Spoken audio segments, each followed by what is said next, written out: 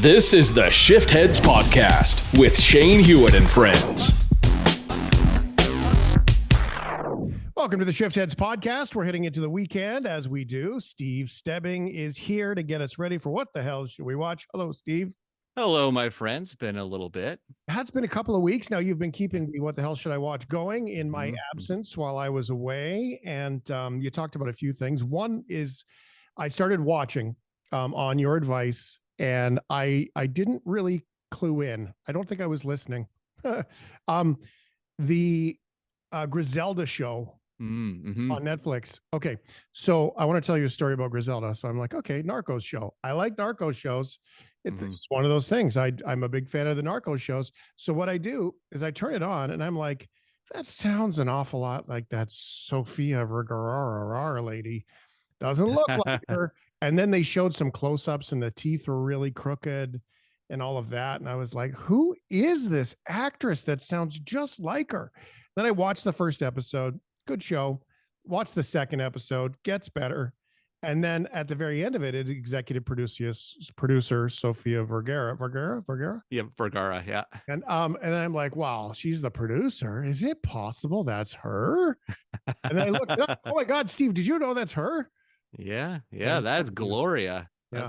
That's Gloria Pritchett from Modern Family. Now they did make her be. She looks very different. I mean, it looks like her if you know it's her. She's got a little bit more weight on, way less chiseled. I mean, Sophia is a beautiful woman, and they've added a little bit more of a kind of a down home chub to her face, if you will. Yes. But her figure and all the things that lead into her history in the show is kind of where it all gets going. Yeah, exactly. And it was 4 hours of makeup every day to do this character. There's actually a full Netflix featurette breakdown on her and her process of getting the makeup applied, because let's face it, yes, Sofia Vergara is very, very, very attractive, like a beautiful Colombian woman. But Griselda Blanco, not so much. Yeah, not supposed to be either, right? She's No. supposed to be a come from the streets kind of character. Absolutely. And it's really interesting because with this series is I'm no stranger to Griselda Blanco's story, because I loved those documentaries that came out in the mid later 2000s, the Cocaine Cowboys movies. And the second one, Cocaine Cowboys 2, is about the cocaine godmother, which is Griselda. So to see her story told yet again, because they've already did a TV movie about this, I want to say like 5 years ago, with Catherine Zeta-Jones playing it. They have a penchant for having really beautiful actresses playing Griselda. Oh, yeah, so I bet to do it in a more expanded format and have the showrunners from Narcos do it, I think was a pretty solid idea. You and I go do a movie. They're going to put all kinds of stuff on our faces to make us look better. Yeah, imagine the trouble of your life when they're like, okay, so we can give you the part, but we got to make you look uglier. Yeah. Too good looking, right? Like, that's a good problem to have in my book. Exactly. And I mean, she definitely put herself out for her art. And I don't know if you heard this, but she's actually getting sued by Griselda's son. Oh. Over this series. And he decides to drop the lawsuit 6 days before the show's release. And I'm like, how didn't you know about this? Didn't you know this was coming down the pipe? Is this new to you? Yeah, of all things too, because it's been out before. I know. My favorite thing about it, her son's name is Michael Corleone Blanco. Oh, wow. Is that a little on the nose? I don't know. On the nose. In more ways and more metaphors than one. It is. SteveStebbing.ca if you want to follow along what Steve gets up to. Don't forget to follow his channel as well. Okay, what the hell should we watch this weekend? You've got Poor Thing on your list. Yes, Poor Things finally. This is an 11 Academy Award nominations for this one. I didn't get to see it before the Stebbies that we did, and I think I even gave that caveat before we even started it.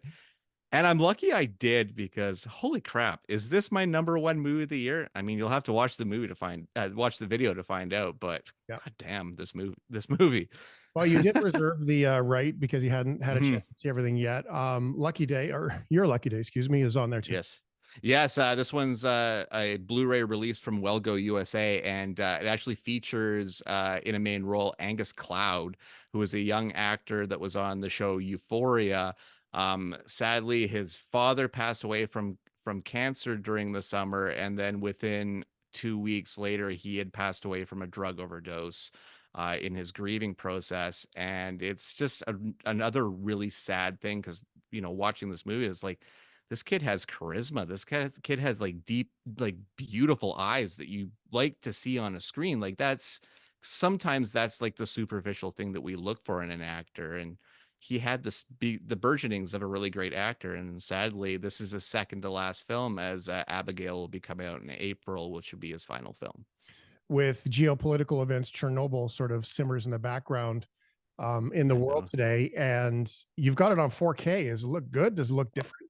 It looks really, really good. It's really well put together. And I mean, yeah, to rewatch it now on this new format and kind of retake it in, man, I was really reminded how quickly this is like a horror movie told in 5 parts, and it's all real. Yeah. And the extenuating reality around it, especially the way that the Russians reported it and everything, it all kind of rips the scab off over and over again as you're watching it. So if you've never gotten the chance to watch it, I give you some really great reasons to do that. Well, go figure. Different countries around the world taking global tragedies and pretending to hide them and mislead the rest of the planet on it. We've never seen that before, have we? Right? This is Nothing. new. It's all This is fiction. Nothing scarier than the truth. Steve Stebbing, ready to go? Should we roll it? Oh, before we go, remember, please subscribe. Steve's link will be in the description, right? So important.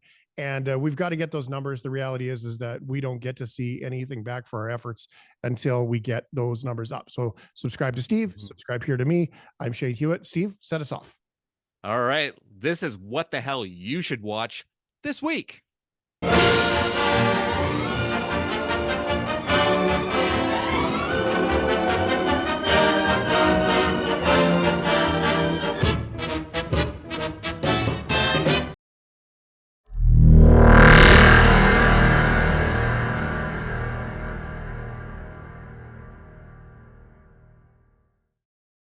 Hello, everybody, and welcome to What the Hell Should I Watch? I'm Steve Stebbing.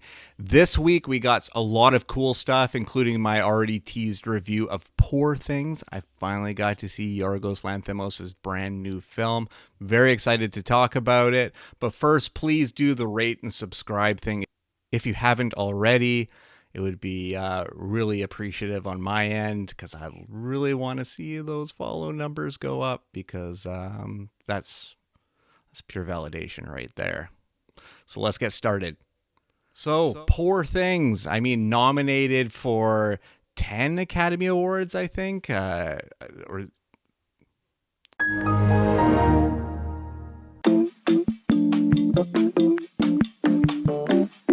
11 Oscars. Ooh, that was close. All right, so let's get to Poor Things, Yorgos Lanthimos' new film. I am a super, super fan of this guy. I mean, Dogtooth, Alps, The Lobster, Killing of a Sacred Deer, The Favorite, and now we get to this film, a film that has now been nominated for 11 Academy Awards, including Best Actress for Emma Stone. And this is a big one for me to say because it's a hard year for actresses. There are so many great performances. Like, I love Lily Gladstone's performance a lot. I loved Margot Robbie's performance. I loved Annette Bening's performance because I am like a lifelong Annette Bening celebrator. Like, I guess they call them stans. I'm not really a stan, but I love Annette Bening. I think she's really, really great. But after seeing this movie, I feel like Emma Stone is like kind of like leagues above some of the other performances, and I really think Emma is going to take the Oscar this year. Her performance as Bella is just incredible. I mean, you're basically going from baby steps to a fully awakened woman by the end of the film, and it's such an incredible journey. And at the heart of it all, when it comes to best performances, I feel like one that embodies what cinema is to its core should be the one that gets celebrated. And I believe that's the same for this entire film from bottom to top. I mean, Yorgos Lanthimos has created something so vastly different than anything that has been put out before, and it's combining old techniques of old Hollywood and the way they shot in old Hollywood, the way they did sets and everything in old Hollywood, and combining it with the modern eye, as well as with Lanthimos's kind of selected style that he's brought to his films. As far as like when you're looking at The Lobster or Dogtooth and stuff, there's something kind of stilted in the performances, and I think that is something that he leaves by the wayside in this one, because I've already talked about Emma Stone, but I mean, Mark Ruffalo is doing stuff I've never seen him do as an actor before. Like, he basically takes every kind of fiber that you know of Mark Ruffalo as an actor and as a performer and just kind of casts that aside to bring this new and just wildly ego-driven character of Duncan that basically gets, I mean, driven mad by Bella. Bella! Sort of kind of spoiler territory, but that is the overarching thing. And then also you've got Willem Dafoe under a lot of makeup for this one, but it's still very much Willem Dafoe, and just delivering this interesting, fascinating performance that I think is only made better by a really great performance by Rami Youssef, who is just so funny in this one, because I feel like his character is almost kind of reacting to everything. Bella, this is Mr. McCandles. Hello, Bella. Especially to Godfrey, which is Willem Dafoe's kind of mad scientist character. The two of them play so well off each other. I think it's amazing. I also have to mention that there's a really small part for who I think is going to become a fast A-list actress, Margaret Qualley, who plays kind of a role that is very akin to Bella's character as well. And Gerard Carmichael is in this one, and just really, really, really great scenes with him in this one. And it's just a very important part of Bella's growth as a character. And I just absolutely loved it. Just all performance wise was incredible. The sets were beautifully like painted and constructed in sort of an old way that I thought was fascinating to look at.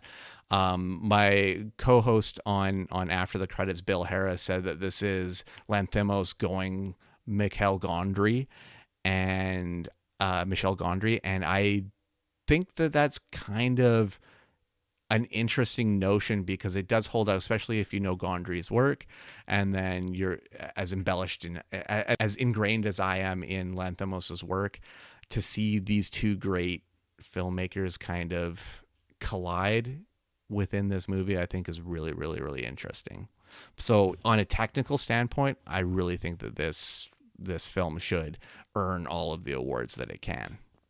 I will say that the film is raunchy, a little raw, lots of nudity, because sex is a big driving force to how this, to the main story of this film. So if you're not going to go into it with an open mind, you're not going to enjoy it. I mean, at my screening in Penticton, my wife and I saw a few walkouts happen, and it's just kind of like, what did you think you were getting into? People just going blind, and I mean, I know Yorgos as a filmmaker, so I knew that this film was going to be crazy. But all in all, it's just an absolute masterpiece to me, and in every way. And it did bump. It bumped my number one, The Iron Claw, which I talked about on the Shiftheads podcast with Shane. It's part of the Stebbies. It was my number one. And even on my show After the Credits, I called it my number one. I hadn't seen this movie yet. It just nudged it out of the way. So nicely, but it nudged it out of the way. Such a great film. All right, so the next one is The Integrity of Joseph Chambers. This is a film that stars Clayne Crawford, who is sadly mostly known for getting famously fired off of his network television series Lethal Weapon. He was fired for bullying allegations. That is not appropriate behavior, okay? That was the one with Damon Wayans. He was then replaced by Sean William Scott. But the guy has done a lot of really great indie work. One of those films came out a few years ago in, I think it was 2019, The Killing of Two Lovers. A really, really great film that he did with the writer and director of that film. His name is Robert Machoyan. Robert Machoyan. I'm probably butchering that name, but that's who he's reunited for this film. And this is an interesting film basically about like an insurance adjuster, accountant guy who decides that he needs to build up his survival skills for his family and for the betterment of his position as the man of the house. It's my hunting look. And decides to go off into the woods to go for a little deer hunt by himself, completely untrained and unaware. Can I borrow your rifle? You need ammo? Nah, I bought some. Sorry. Is driven to just do it, to be a man. And he is not that dude. It's kind of like if I went into the forest to go hunting by myself with no other knowledge of what exactly to do. And there are like things that like endear you to this character. Like he's really kind of like a goofball at heart. I mean, in the beginning, he's shaving his beard into like a hunter's mustache, and it's a big deal to him to have this manly stoic mustache. And it goes so far as like he's in the forest, kind of bored, waiting for stuff, and he starts singing like a Mustache Man song. I'm the Mustache Man. I'll catch it. I'll kill it any way I can. And I'm like, for me, it's something super relatable because it's something dumb that I probably would do in my boredom of just waiting out in nature, waiting for an animal to come out so I can blow it away, I guess. Maybe that's not like me. I don't feel like blowing away any animals personally. I think integrity is the big word to be used in this movie because Crawford's character is trying to infuse himself with a false integrity that he is this man of the woods. The whole point, this was I could take care of my family. My wife didn't even want me to come out here today. And as soon as he gets out there, as soon as he gets out of his element, and as soon as he gets a little anxious and stuff, he ends up making a mistake that becomes massively costly to the rest of his life and the rest of his existence. And of course, the overarching of what his family is going to feel about him gets called into question. And I think the way the movie spirals out is really, really interesting, especially in a character setting. And Crawford is so damn good in this role. It's really sad that it's such an indie film that I think, unless it arrives on some kind of streaming service with a little bit of push behind it, people are going to ignore this movie. But I really liked it, and I think people should check out The Integrity of Joseph Chambers. Hold it!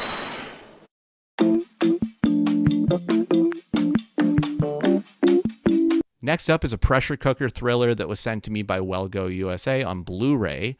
It is called Your Lucky Day. It stars Angus Cloud in his second to last performance on screen. Sadly, he died of a drug overdose late summer in 2023. So is this and Abigail, which is the Radio Silence vampire monster movie that's coming out in April, are his last films. And it's a real bummer because I'm not well versed in Euphoria. I've watched the first episode. I've seen Angus Cloud's character in that, but it wasn't enough to get kind of a real feel for him as an actor. But Your Lucky Day has a good thread of Angus on screen, and he definitely has the chops, has the charisma, and his eyes. He just has very interesting eyes that you just really pay attention to his performance. And it's sad that he never got a chance to flourish or to grow as an actor, and that the passing of his father and then a subsequent drug overdose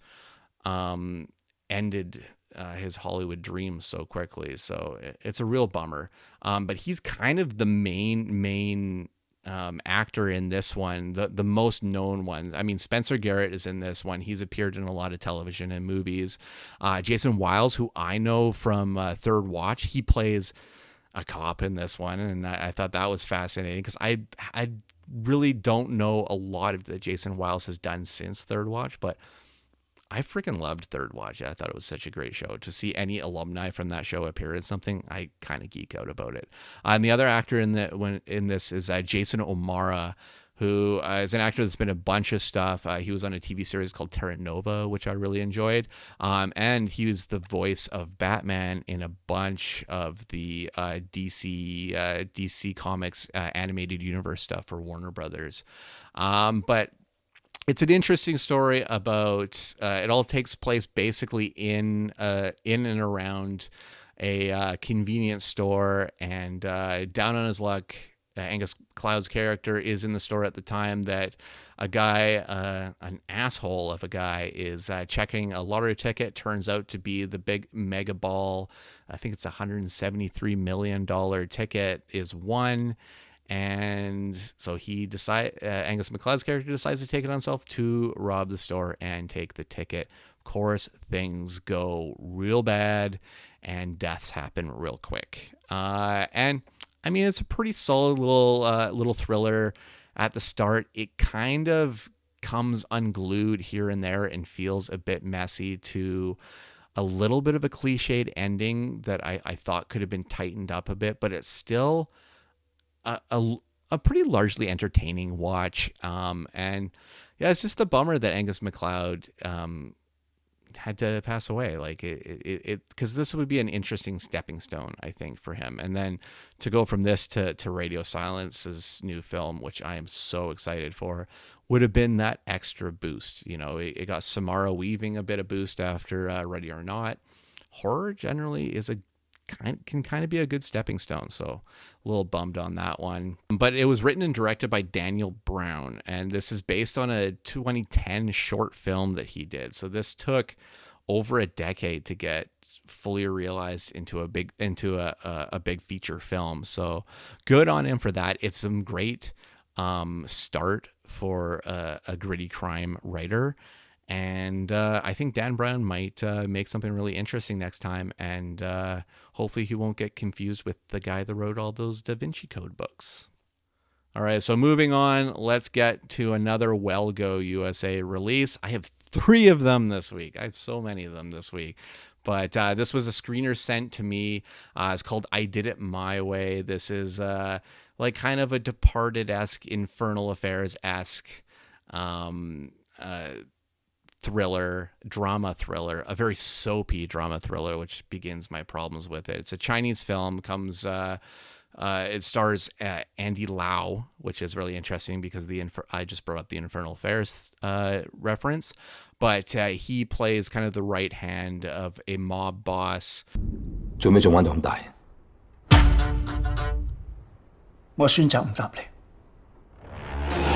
Who are dealing with a mole inside their organization, because of course they are, and that's the other lead of the film. And once Andy Lau's boss is killed, he assumes control of the entire mob and just kind of like does a fire search through his organization to find who the mole is. I'm a really big fan of Andy Lau. Like, I love House of Flying Daggers. And of course, like I said, Infernal Affairs 1, 2, and 3. I recently watched him in The Wandering Earth Part 2, which is the prequel to Wandering Earth, which I wish I knew that I would have watched him in the other order because I ended up watching them both. But I mean, I've watched over 2 hours of Andy Lau previously and then watched another 2 hours of him here. This is definitely the lesser one. It is so soapy. It's trying to be cool with the stylish editing and CG editing and drone shots and everything, and it's just not. It's just messy, cliched, largely boring, and a lot of patches. And I couldn't get over how corny some of it is. And I know the Chinese films love to languish in the melodrama and the soapiness, but sometimes it just loses itself in translation and just comes out like a big old wet fart. So I just felt like it was largely a waste of time when I got to the end of this film. Also, another thing that they love to do in this movie, and I think it's part of their showing of a power trip, is there's a lot of moments of people just staring off into a city vista on top of a building, and it makes no sense. It's not really that cool looking, and I get it. You guys got drones. You guys want to keep using drones in the CG editing. I get it. Enough already. Like, we can only watch a pensive Andy Lau on a rooftop so many times in a film before we're just wondering why we keep doing this. And there's, I don't know if it's intentional or unintentional, but there's a lot of homoerotic moments. Erotic. What? Erotic. Between Andy Lau's character and the character that gets revealed to be the mole. And as far as I know, this is a very hetero movie. Like, both characters are married. They both got kids. There's not a gay storyline to be seen in this film, and they do not push this at all, but it feels very gay. And I'm not sure why. I'm not sure if that was just the skew of what they wanted to do with this film, but it's a little weird, and the way that they don't address it more and more in the movie just makes it weirder and weirder, and just go with it. If Andy Lau's character is gay in this, fine, go with it. It would have made it more interesting, I think. All right, and one last one from Welgo is Wolfpack. This one's got Max Zhang, who is in the Ip Man movies the Ip Man movies that didn't star Donnie Yen. He's in those ones. He's also in Pacific Rim Uprising and The Grand Master. And this is just like a really bland mercenaries versus terrorists movie. That has a lot of little twists here and there, but none of it matters if you don't give a crap about any of the characters, which is a big fault in this one. Again, a Chinese film, so it's over sappy, over soapy, and the melodrama just strangles it every time. As far as the fight scenes go and the action scenes go, I mean, just like in I Did It My Way, there are some great action sequences. In that film, they go on too long. In this film, all the great action sequences are in like the first 2/3 of the film, leaving the last part of the film to just be kind of dull. And none of it works. I just kind of looking at the display time being like, okay, is this movie going to be over anytime soon? And I mean, it's only clicking at like an hour and 30, I want to say, for this one. So it's not keeping you for the long run, but it still feels kind of long. Let's move on to, I think, an award-worthy movie that came out in 2023. I didn't get around to my screener when this originally came out, but I did now. The film is called Kokomo City, and it follows black trans sex workers, and kind of has a few of these workers just basically telling their experience. So we get a lot of stories about between them and clients, how they're perceived in the black community, in their own community, the backlash that they've received. It even delves into a lot of perceived black heterosexual on the surface activity, and how a lot of these men will gravitate towards the trans community. I think that, like, even when I think about my experience as a black trans woman and how, most black women think, that their husbands aren't sleeping with us, that their husbands aren't attracted to us, but they're the first ones that when they see us, they'll call us out and say that we're beautiful. And just a lot of eye-opening stuff told in a really, really interesting way, and a protected way, because I feel like the writer and director of this film, D. Smith, really has a deep care for this community and a deep care to get these stories and to project them in the right light. And with all of the vitriol and everything that's come against the trans community, it's interesting to see a film that's contained within that community to talk about some of the negativity and some of the bad things within it, but to come out of it with such a positive message and a positive reinforcement and a positive care towards this community because, I mean, it just feels like a large part of the world is coming with pitchforks, and it's horrible, and I hate to see it, but that's why we need to celebrate films like this that elevate it and try to tell the story and make it relatable, or at least educate you so that you feel like you can relate more to it. I will say the final shot in this movie is going to push a lot of boundaries for people, because there are a lot of illusions and even like on-screen shots of, without nudity, seeing oral sex or seeing gay and trans sex and everything, but there is a full frontal nudity scene right before the credits that I think will be shocking to a lot of people. But I think it only does anything to heighten the message and not diminish it. And I think it's an incredible film, and I think D. Smith did something really brave and really great with this film. And it's short too. It's like an hour and 22, so it's a short jump for sure, but well worth it. And I think it's almost required reviewing, but like I said, some of the stuff make it hard sell in that sense. Let's do some television now. New on Prime Video, we have another Nicole Kidman series. So she did the 9 Perfect Strangers. So this will be her second Prime Video series. Because I don't think she was in that Little Fires Everywhere with the Reese Witherspoon one. I don't think she was in that one. So this is her second one. Expats is written and directed by Lulu Wang, who I didn't know. As soon as I started watching it, I didn't know that she was involved in it. I really love her work because she did The Farewell with Awkwafina, which I think is an incredible film and one of the must-see films of that year. It's such a well done and beautifully shot film, and made me look at Awkwafina in a whole new dramatic light. I thought she was really good in it. But Lulu Wang's script and her direction were a big part of why I loved The Farewell, and it immediately became why I was interested in this series. So basically you have a multitude of characters living in Hong Kong, most of them from other countries. Nicole Kidman's character is married to a Chinese man, but there seems to be a rift between them, an impending divorce, an impending fall from grace of her husband, and she finds herself lost in a strange land that she's been calling home for years. And there's she's kind of the head of it all. I don't want to give too much, because this show is all about the reveals, is all about the character reveals, and giving you a template human being in the first minute, and then totally shading in all the grays around them. And I think that is a fascinating way to tell a story. We're not doing any time jumps or anything here. We're just plucking you right in the center of people at the beginning of the inception of their problems and seeing where they go.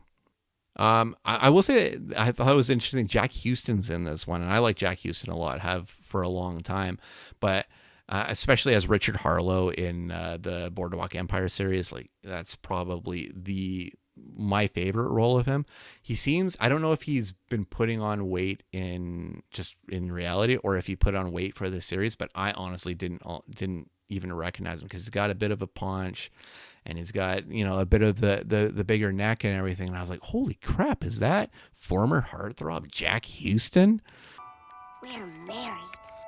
Of the Houstons, he's Hollywood royalty. I guess he would be John Huston's grandson, because Danny Houston is John Huston's son. I'm going to have to get Chloe to figure out the lineage on that one, maybe.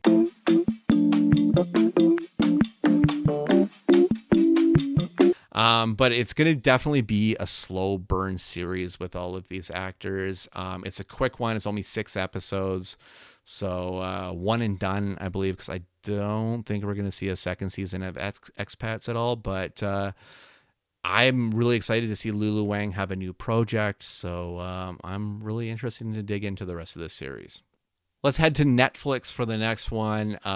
Coming after Masters of the Universe Revelation, which is Kevin Smith doing an adult updated animated follow-up to the original series that I grew up on as a kid. By the power of Grayskull.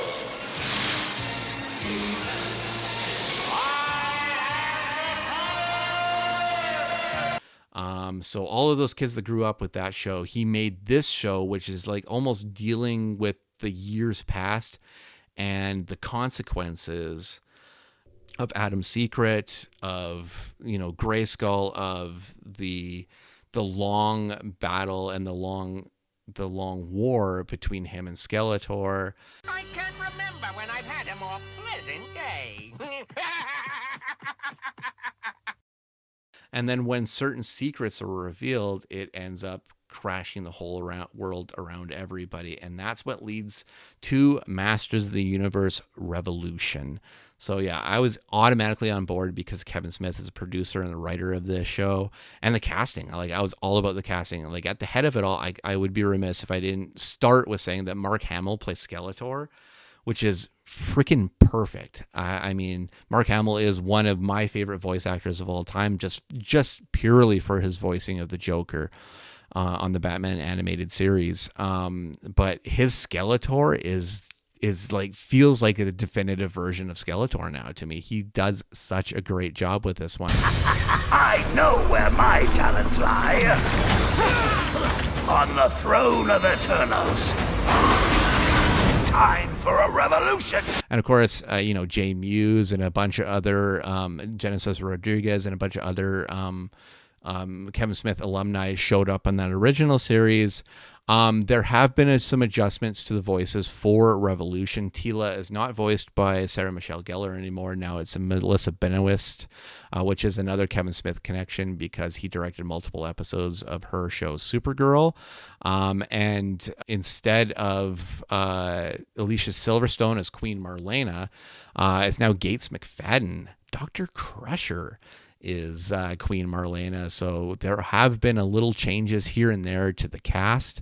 But we got, I mean, there's so many cool people in this one, like classic people. I mean, Shatner's in this. William Shatner is in this series. Now, Keith David, the old silver throat himself, Keith David with the most iconic voice.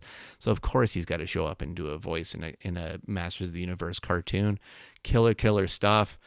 I really like the storyline that they're telling in this one. I like that they're not pandering to try to be a childish series. They know who the fans that are coming for this one. You know what? I think Kevin Smith really has it down pat. So I'm excited to finish the rest of this series. I got it a few days early thanks to my connections at Netflix. But yeah, I'm excited to cruise on through the rest of them. All right, let's hit some geek outs this week. New on Blu-ray, Joe's Apartment from 1996. This is actually the first MTV film ever made and ever released. Jerry O'Connell starred in this one. It was written and directed by John Payson, his one and only film. He never made another film after this, which is kind of sad because, yeah, the movie bombed at the time. We came up with Ralph. Give me a kiss, babe. But watching it again, and I loved it at the time when it came out. I loved it when I rewatched it again in the 90s. In the 2000s, and I liked it again when I watched it on Blu-ray. I think it's so much fun. It's so goofy. Never takes itself seriously for a second. Megan Ward is a really great it girl to be the co-lead with Jerry O'Connell in this. Jerry O'Connell is so lovable. He still is absolutely lovable, and I adore him in this movie so much. And it's crazy to know that the CG films for this one, all the roaches, were done by the same computer. It was done on the same computer that did Terminator 2, Judgment Day, The Abyss, Jurassic Park. Heck, even South Park did their first handful of seasons on the same computer. But it's interesting to see that all of these have the connection with Joe's Apartment. Also, there's a Roach chorus group in this one, and I find it funny to know that they're voiced by the Carmen Sandiego a cappella group, Rockapella. So for all of you 80s and 90s kids like me, Rockapella, ladies and gentlemen. I was going to try to break into a little Carmen Sandiego, but I will spare you that. That just sounds horrible, even me saying it. Let him sing! I also wanted to mention that this is the debut of voice actor Billy West. Billy West is known for playing Fry on Futurama.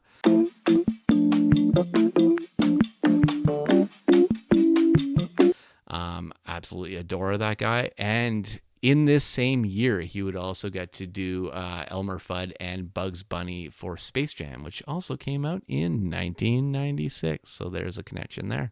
All right. So my second one of the week is Rover Dangerfield. And I had a misconception about this movie. I remember this movie coming out. I saw it when I saw it on video when it came out. But when I was remembering it, I thought it was a Don Bluth movie, but it doesn't have any connection to Don Bluth whatsoever. It is just a Universal produced animated film. And it was developed by Rodney Dangerfield and Harold Ramis in the 80s. And it was developed to be like a rude and crude adult movie. So then when they finally got to make the movie in 1993, the studio decided, let's make it a kids movie, which makes absolutely no sense because a lot of the reviews complained that the movie was trying to be blue but wasn't able to be blue. And it's like, yeah, because it's written and starring Rodney Dangerfield. Like, why did you think that this would be made for kids at all? The only thing that he slightly made for kids was the movie Ladybugs. And there are issues in Ladybugs that I think don't make it really a kids movie. So it's just, I mean, go figure that this was going to bomb because you projected it to the wrong audience. But you know what? It's actually kind of a funny movie. It has some good laughs to it. And I mean, it's short. It's an hour and 14 minutes, probably because it was supposed to be more adult film before and probably be roughly around an hour 35, an hour 40. But I don't know. I think it's an interesting movie that, as Rodney Dangerfield said in his book, the studio buried like a bone and nobody saw it. But I remember seeing it on VHS in the 90s, so at least made it into my eyes. But yeah, I would have loved to see like a rated R, like a Adam Sandler's 8 Crazy Nights, like push on it. Even that was PG-13. Why not? Why not push for the boundaries? But I think this was in a time where studios were just like, unless you're Ralph Bakshi, animated movies are for kids, which is certainly not true in this day and age, right?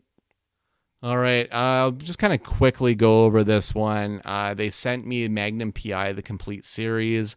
This is not the Magnum P.I. that you know with Tom Selleck, the old one from the 80s. This is the newer one, 5 seasons that aired on CBS, was canceled, resurrected on NBC, and then canceled again, starring Jay Hernandez without a mustache. Isn't Magnum supposed to have a mustache? I'm the mustache man. He's Thomas Magnum.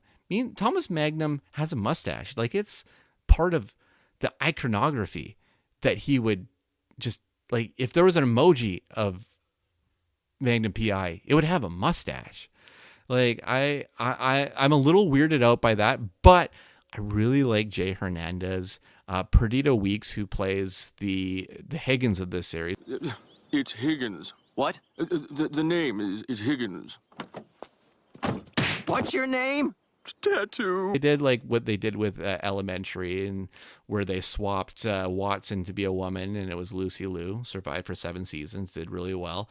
And now they swapped Higgins for Perdita Weeks. Now it's Juliet Higgins, and I think it works too. So they did do a little gender swapping, and largely it works. And I enjoyed her. I really hadn't seen her in anything before, or that I remember, because apparently she was in Ready Player One and As Above, As Below, As Above, So Below, which I really, really liked. But I mean, none of the actors really like became super memorable to me, except for the one from Mad Men. Ugh, and I've lost it now, but he's in that movie anyway. But the one that excites me in this one is Zachary Knighton's in this one, plays one of the supporting characters. And every time I see him on screen, I'm like, I just really wish that you just went back to happy endings and played Dave again and just was a big old goofball, because I adore happy endings. I think it's one of my favorite comedy shows of all time. And if there was a reboot that needed to be done, that would be the one. ABC, Disney Plus, whoever has the rights, just do it now.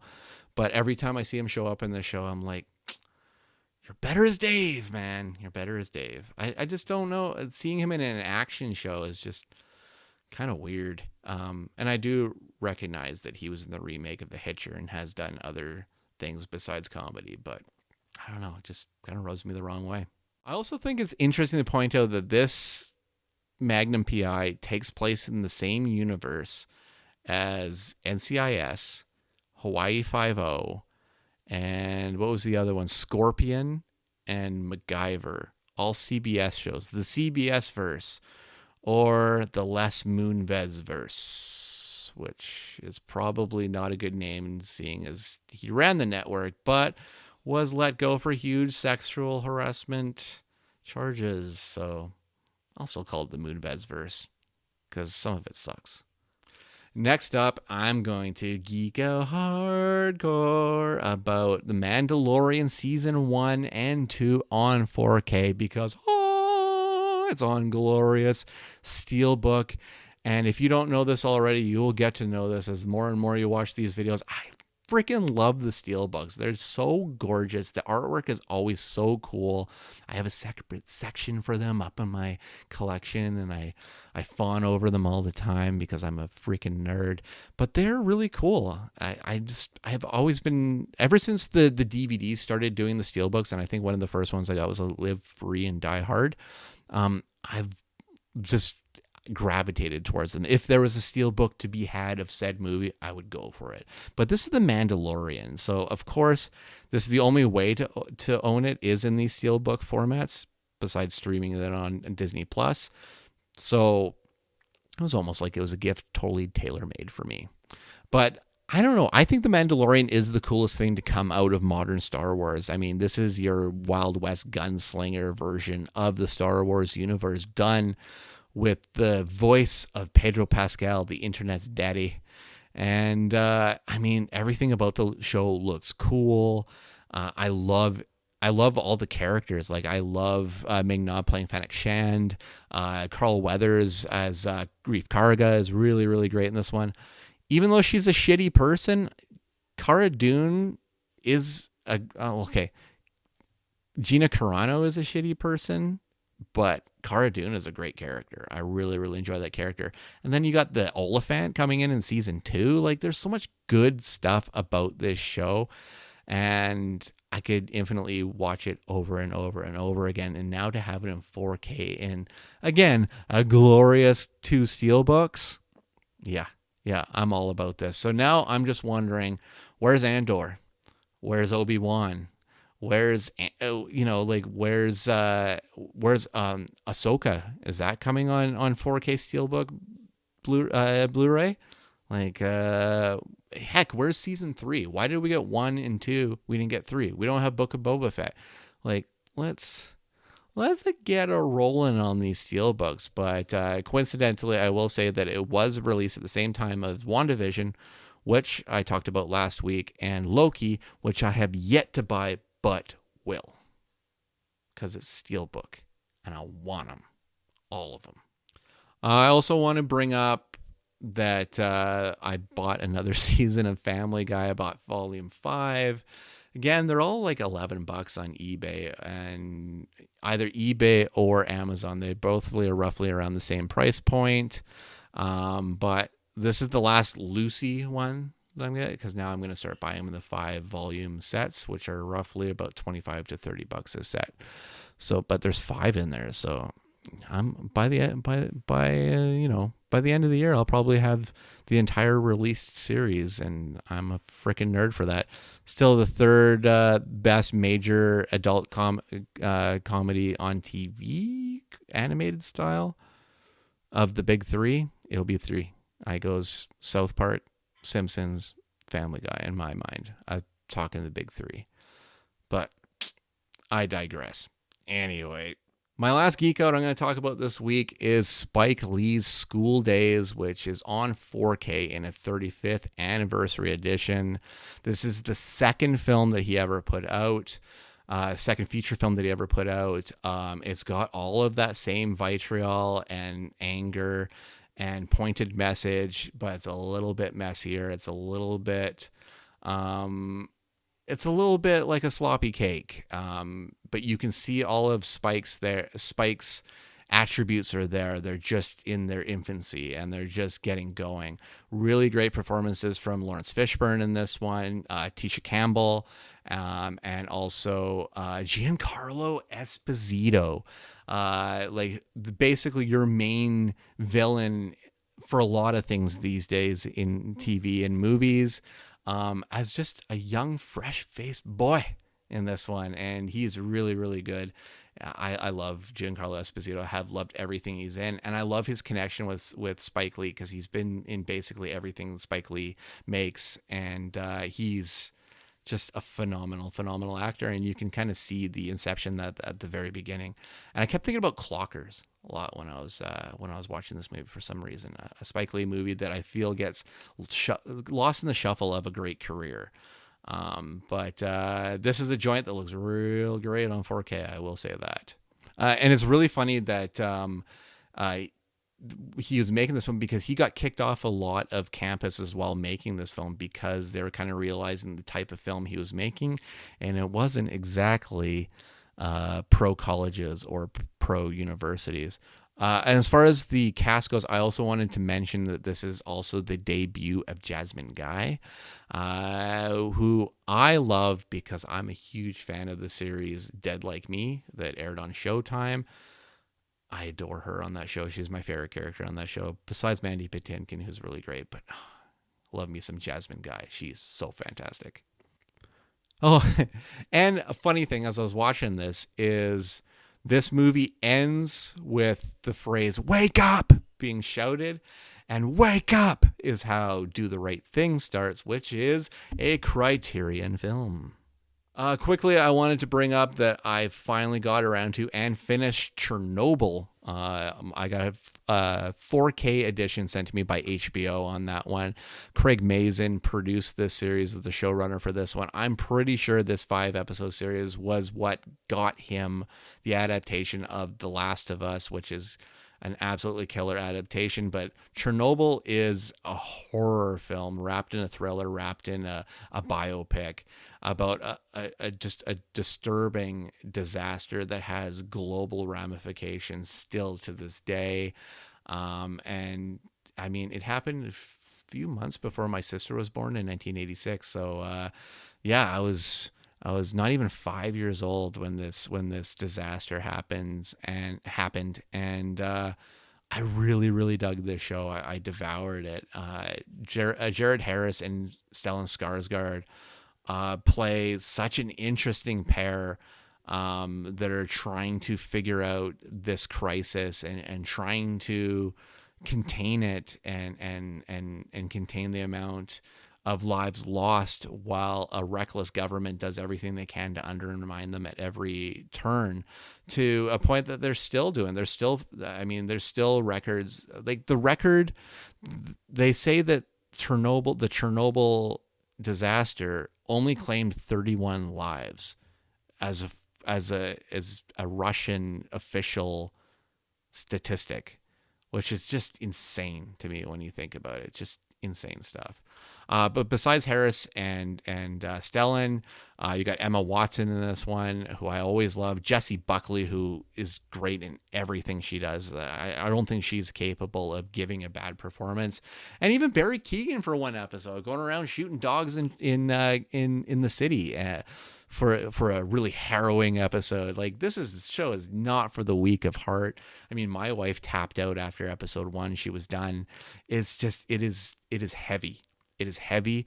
It'll leave scorch marks on your soul, but it is a really interesting watch, and I think people should absolutely check it out, because it's part of that HBO prestige stuff, in my opinion.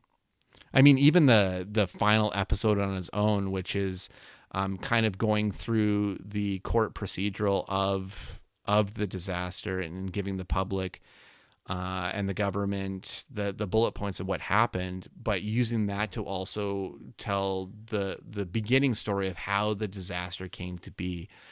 Is bold storytelling to do in a final episode, and Craig Mazin and company just knocked this show out of the park. All right, so that is all this week on What the Hell Should I Watch? Next week, I'm going to lead off with the brand new Matthew Vaughn film, Argylle.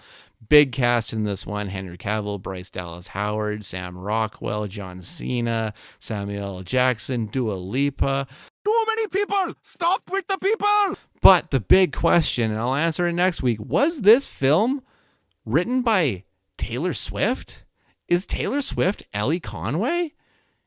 The book that this movie is based on hasn't even been released. So is this a big reveal that we're going to get for all the Swifties this week? Is this a crazy conspiracy theory? Am I off my rocker? What is going on here? Anyway, we'll get down to the business of that all next week. Thank you, everybody, for checking out this episode. You can find my website, stevestebbing.ca. I am on Twitter, Instagram, and Letterboxd. Yeah, Letterboxd and Threads. Oh, yeah, all of them. At The Stevel Dead. You can find my episodes also on the Shiftheads.ca, on also the Shiftheads Facebook group. You can find my group in Facebook as well, just by searching Steve Stebbing. Please like and subscribe this video. I'm super clunky this week on giving all my socials and all that stuff, but I don't know. I had a lot to talk about, and now I'm just running out of it. Thank you, everybody, for checking out the video this week, and we'll catch you next week.